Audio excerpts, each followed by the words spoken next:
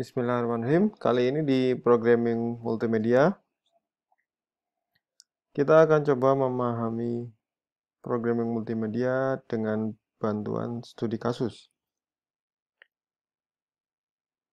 Tanpa studi kasus, programming multimedia hanyalah konsep.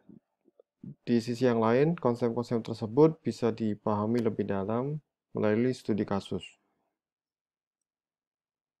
Multimedia, salah satunya adalah dari sekian banyak pilihan yang ada, salah satunya adalah compositing, yaitu kegiatan menggabungkan banyak media dalam bentuk gambar ataupun video ataupun teks ataupun apapun itu menjadi satu karya video baru. Contoh sebagai berikut. Compositing sendiri masih sesuatu yang sangat luas. Kita ambil salah satu contoh kasusnya yang sederhana, yang hampir selalu digunakan apapun proyeknya. Contohnya adalah studi kasus compositing untuk mempercantik sebuah 3D render. Sebagai contoh di sini, kita lihat dimulai dari bahan. Kita lihat di sini 3D render itu salah satu dari bahan yang dibutuhkan untuk kegiatan compositing. Yang paling kiri ini ya. Kemudian yang berikutnya adalah video background. Jadi background berbentuk video. Itu adalah tambahan berikutnya. Nah, ini contoh adanya kegiatan compositing ya. Jadi kalau kita hanya pakai 3D render, kita nggak bisa nambahkan video background ya. Penambahan background itu ada di kegiatan lain yang bernama compositing. Lalu yang juga sering digunakan di sesuatu yang berbau video adalah vignette ya, seperti ini. Jadi sesuatu yang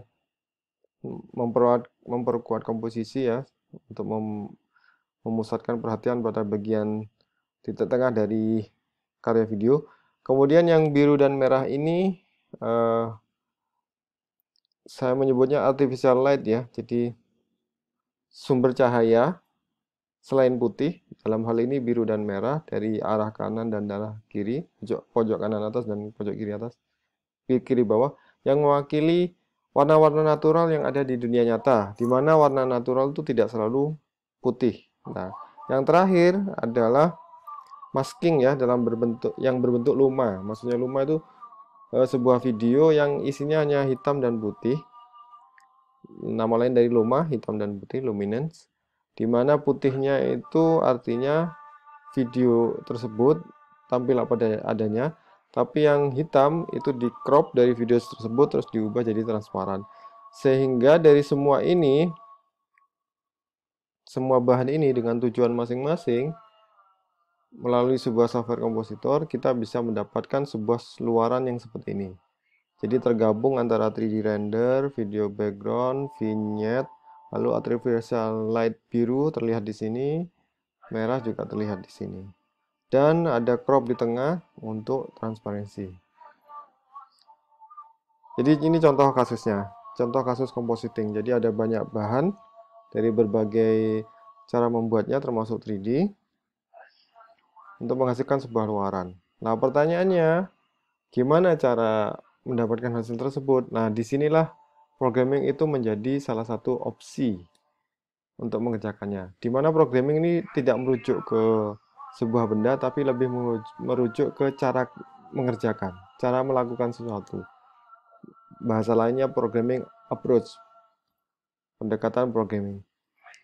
Sedangkan yang umum kalau kita ngomong compositing adalah berbasis layer.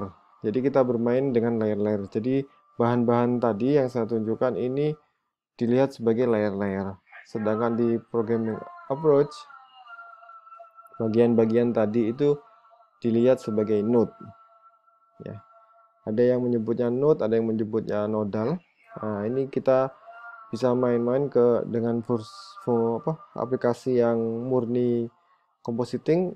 Kita bisa pakai Natron, yaitu open source, dan kita bisa pakai Nuke yang versi komersial. Ya, ini kebetulan Natron dan Nuke ini mempunyai tampilan yang hampir sama persis ya. Bedanya yang satu free, yang satunya komersial.